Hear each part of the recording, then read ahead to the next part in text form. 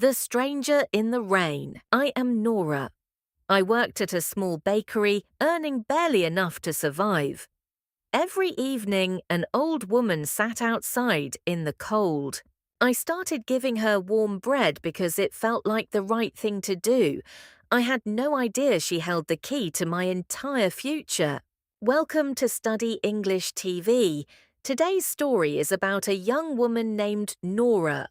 Like many of us, she was just trying to get through the day. She was tired, she was lonely, and she was struggling to make ends meet. But in the middle of her own hardship, she noticed someone else's pain. This story isn't just about a miracle. It's about how the smallest act of kindness can change the course of a life forever. Let's listen closely and learn together. The alarm clock on my bedside table didn't ring. It screamed. 4 a.m. Every morning was the same. I would push back my thin, scratchy blanket and feel the bite of the morning air. My apartment was small, so small that the kitchen and the bed were only 3 steps apart. I would quickly put on my worn-out sneakers, grab my coat, and walk into the dark, empty streets. My destination was the Golden Crust, a local bakery where I worked as an assistant. My job was repetitive. I spent hours standing on my feet, my back aching as I reached for heavy bags of flour. I spent most of my morning kneading dough. It is hard work. You have to push the dough with the heels of your hands over and over until it is smooth and stretchy. By 7 a.m., the aroma of fresh yeast and melting butter filled the shop. It was a beautiful smell, but for me, it was the smell of work I couldn't afford to enjoy. My boss, Mr. Henderson, was a man who counted every penny. He wasn't mean, but he was cold. "Nora, you're moving too slow," he would say, without looking up from his ledger. "The customers want their rolls hot." I didn't complain. I couldn't. I needed this job to pay my rent, even if the rent was always 2 weeks late. After the morning rush, my hands would be covered in white flour, and my eyes would feel heavy from the lack of sleep. In the afternoons, I would watch the people through the glass window. I saw students with expensive backpacks and businessmen in sharp suits buying almond croissants and fancy lattes. I felt like a ghost watching a world I didn't belong to. To them, I was just the girl behind the counter with flour in her hair. At the end of the day, my bonus was a small paper bag containing the leftovers, the bread that was too burnt or too misshapen to sell. That was my dinner. One Tuesday evening, the wind was particularly sharp. It whistled through the gaps in the bakery door. As I locked up the shop, I saw her. She was sitting on a wooden bench just a few meters away. She wore a heavy, dirty grey coat that looked 3 sizes too big. Her hair was a messy cloud of silver, and her hands were tucked deep into her sleeves to stay warm. She didn't have a sign asking for money. She didn't say a word. She just sat there, watching the rain start to fall. I looked at my small bag of bread. I was hungry. My stomach felt like an empty, echoing room. But as I looked at the old woman, I saw something in her eyes that I recognized. It wasn't just hunger. It was the look of someone who felt invisible. I walked over to the bench. The cold wind hit my face, making my skin sting. "Excuse me," I said softly. The woman looked up. Her face was a map of wrinkles, but her eyes, they were surprisingly bright. "It's not much," I said, holding out the bag, "but it's still warm. Would you like some?" The old woman looked at the bag, then back at me. For a moment, she didn't move. I wondered if I had offended her, but then she reached out a hand. Her fingers were thin and trembling, but her grip on the paper bag was firm. "Thank you, child," she whispered. Her voice wasn't raspy or weak, It was steady and surprisingly melodic. Fresh sourdough. I can smell the sea salt in the crust. I was surprised. Most people just called it bread. She spoke about it like a critic at a five-star restaurant. I sat down on the edge of the bench, leaving a respectful distance between us.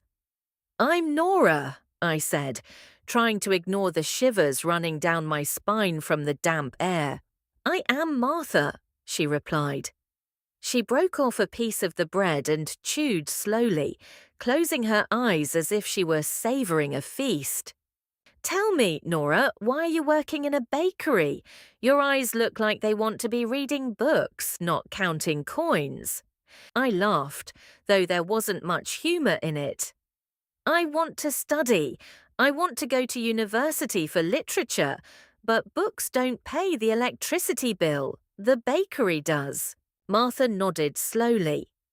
"Life has a way of putting our dreams in a cage, but remember, Nora, a cage doesn't stop a bird from being a bird.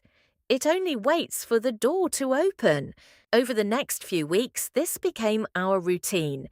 Every evening, I would bring the leftovers. Sometimes it was a baguette, sometimes a few rye rolls. We talked. Martha never asked for money, and she never complained about the weather. Instead, she asked me about the books I liked. She spoke about history, art, and philosophy with a depth that made me forget she was wearing a coat held together by safety pins. "You speak so beautifully, Martha," I said one night. "Where did you learn all of this?" She smiled, a mysterious glint in her eyes. "I've lived many lives, Nora, some in houses with marble floors, and some right here on this wooden bench. The view is different, but the sky is the same."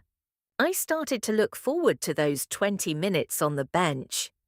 In a world where my boss saw me as a machine and my landlord saw me as a debt, Martha saw me as a person. November arrived with a brutal ice storm. The streets were coated in a dangerous, glassy layer of frozen rain. Inside the bakery, the ovens were roaring, but I couldn't stop thinking about the bench outside.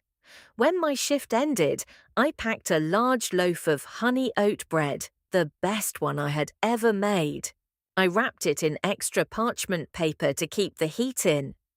I hurried out, sliding slightly on the sidewalk. The bench was empty.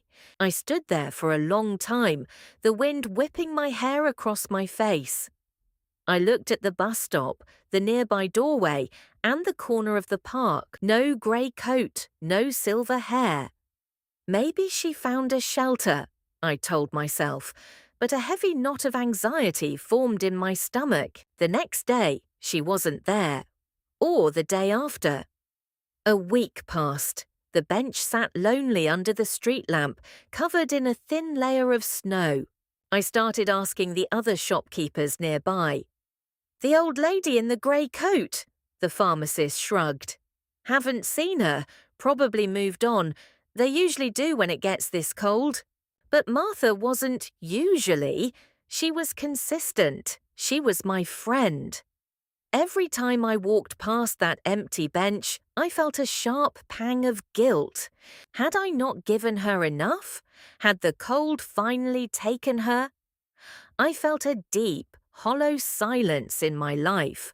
I realized that while I thought I was the one helping her, our conversations had been the only thing keeping my spirit alive.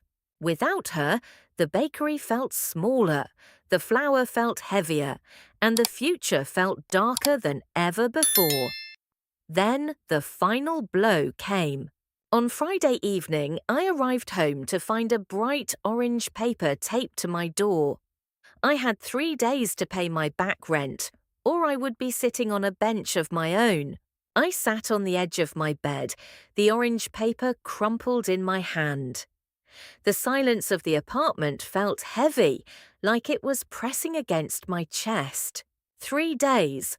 I did the math over and over in my head, scribbling numbers on a flour-stained napkin. Even if I skipped every meal, even if I walked to work to save the bus fare, I was still hundreds of dollars short. I looked around at my few belongings, a stack of used books, a lamp with a cracked base, and my grandmother's old locket. None of it was worth enough to save me. The next morning at the bakery, my hands were shaking. I accidentally burnt a tray of cinnamon rolls. The sugar turned black and bitter, filling the air with a sharp, stinging smoke. "Nora, what is wrong with you today?" Mr. Henderson shouted, throwing a rag onto the counter. "That's coming out of your paycheck." I didn't argue. I couldn't even find the words to apologize. I felt like I was drowning in plain sight, and no one could see the water rising above my head. I thought of Martha. I wondered if she had felt this same weight before she ended up on that bench. Was this how it happened? One bad week, one broken heater, one cold boss, and suddenly you are invisible. That evening, I didn't have any bread to bring to the bench. I didn't even have the energy to look at it. I walked past the empty wooden slats, my head down, letting the freezing rain soak into my collar. For the first time in my life, I felt truly defeated. Monday morning was my deadline. I went to work knowing that when I returned home, my lock would be changed. I worked in a trance, my movements mechanical. Around 10 km, the little bell above the door chimed. I didn't look up. "Welcome to the Golden Crust. I'll be with you in a moment," I said, my voice flat. "I am looking for a Miss Nora Vance," a deep, formal voice said. I looked up, wiping flour from my forehead. Standing at the counter was a man in a navy blue overcoat. He looked out of place in our dusty little shop. He held a leather briefcase and wore glasses that glinted under the fluorescent lights. "I'm Nora," I said, my heart starting to thud. Was this about the rent? Had my landlord sent someone to find me at work? The man didn't look angry. He looked respectful. He opened his briefcase and pulled out a thick, cream-colored envelope. "My name is Mr. Sterling. I am a legal representative for the Miller Foundation," he said. He placed the envelope on the flowery counter. "I have been instructed to deliver this to you personally." I stared at the envelope. My name was written on the front in elegant, flowing calligraphy. "What is this?" I whispered. "It is a full tuition scholarship to the university literature program," Mr. Sterling replied, "along with a stipend for housing and living expenses, effective immediately. There is also a check inside to settle any outstanding debts you may have." I felt the world tilt. "I don't understand. I didn't apply for any scholarship. I couldn't afford the application fee." Mr. Sterling smiled softly. It was a kind, knowing smile. "The donor doesn't require an application, Nora. She prefers to scout for talent and character in the real world. She spent the last month observing you.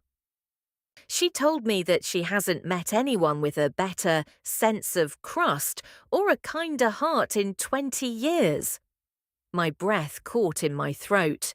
Sense of crust. "Martha," I breathed. "Mrs. Martha Miller," he corrected gently. "She is the chairwoman of the Miller Group. She usually spends 1 month a year living simply. She says it helps her remember what matters. She wanted me to tell you that she's sorry she missed the last few days. The ice storm was a bit much for her joints, so her doctor insisted she return home." He handed me a small, handwritten note that had been tucked behind the envelope. I opened it with trembling fingers. "The cage door is open, Nora. Fly." The orange paper on my door didn't stay there. By that afternoon, my debt was gone. But more than that, the heavy, suffocating cloud of never enough had finally lifted. The transition wasn't like a movie. It wasn't instant magic. It was a series of quiet, hard-working months. I traded my flour-covered apron for stacks of thick textbooks. Instead of kneading dough until my shoulders ached, I spent my nights highlighting metaphors in classic poetry. I moved into a small, sun-drenched studio apartment near the university. It had a real heater that hummed softly and a window that looked out over a park. Every morning, when I woke up to a room that was actually warm, I thought of Martha. I graduated 3 years later. On the day of the ceremony, I looked for her in the crowd. She wasn't sitting in the VIP section, she was standing at the very back. She was wearing a simple navy blue dress and a strand of pearls. She looked elegant, but her eyes still had that same bright, observant glint I had seen on the bench. After the ceremony, we walked together through the university gardens. "You did the work, Nora," she said, her voice still melodic and steady. "I only gave you the bread. You were the one who turned it into a life." I didn't just become a teacher or a writer. I wanted to build something that felt like home. Using a small portion of the fund Martha set up, I opened the Open Bench, a community bookstore and cafe. In my shop, the bread is always free for anyone who sits on the blue wooden bench out front. We don't ask questions. We don't look at them like they are invisible. We just offer a warm bag and a moment of dignity. Sometimes I go back to that old street where the golden crust used to be. The bakery is gone now, replaced by a modern cell phone shop. But the wooden bench is still there. I sit on it for a few minutes, feeling the rough wood against my palms. I remember the girl I used to be, the girl who was terrified, exhausted, and hungry. I realized now that when I gave Martha that bread, I wasn't just feeding a stranger. I was feeding my own soul. I was refusing to let the hardness of my life turn my heart into stone. Kindness is a curious thing. It doesn't follow the laws of math. When you give it away, you don't end up with less, you end up with more. It is a universal language. It doesn't need a degree to be understood, and it doesn't need a fortune to be shared. If you are going through a hard time right now, if you feel invisible or like the world is too cold, remember Nora and Martha. Look for the small ways to be kind, even when you have almost nothing. You never know who is sitting on the bench next to you. You never know whose life you are about to change, and you never know how they might change yours in return. Stay kind, keep learning, and never stop believing in the beauty of a simple, warm loaf of bread. If this story touched your heart today, please leave a in the comments. It helps us know that these stories are reaching the right people. Have you ever helped a stranger, or has a stranger ever helped you when you least expected it? Tell us your story below. We love reading about the kindness in your lives. If you want to improve your English through stories like Nora's, please subscribe to Study English TV. We upload new emotional journeys every week to help you learn naturally. Don't forget to check the description for the full vocabulary list and transcript of today's story to help with your practice.